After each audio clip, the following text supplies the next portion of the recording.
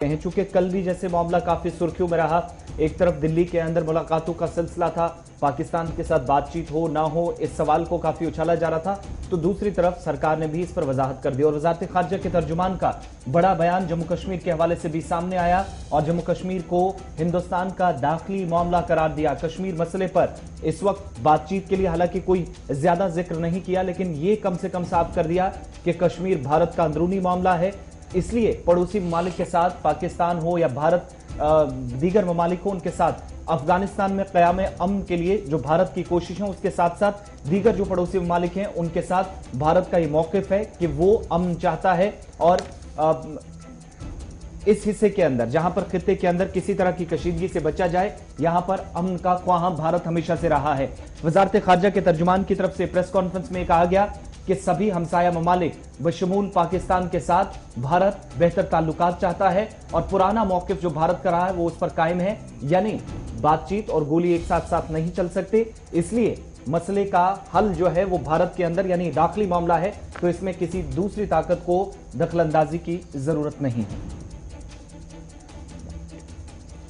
وزارت خارجہ کے ترجمان کی آپ کو پریس کانفرنس کا وہ حصہ بھی سناتے ہیں جس میں انہوں نے کشمیر پر بات کی اور جموں کشمیر کے ساتھ ساتھ پڑوسی ملک پاکستان کا بھی ذکر کیا۔ This is clearly an internal matter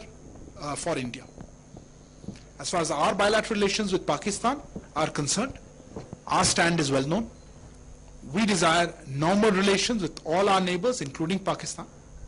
Pakistan must work towards creating a conducive atmosphere, including by taking credible, verifiable, and irreversible actions to not allow any territory under its control to be used for cross-border terrorism against India in any manner. It is well recognized that it has been the Chinese actions over the last year, including amassing a large number of troops close to the border areas in the western sector, as well as trying to unilaterally alter the status quo along the line of actual control, which have seriously disturbed peace and tranquility in the border areas. These acts are in violation of our bilateral agreements, including the 1993 and 1996 agreements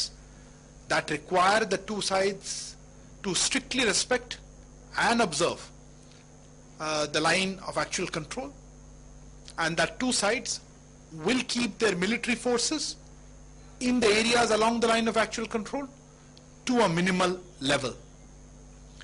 As regards the WMCC meeting, I don't have any update to share for the moment.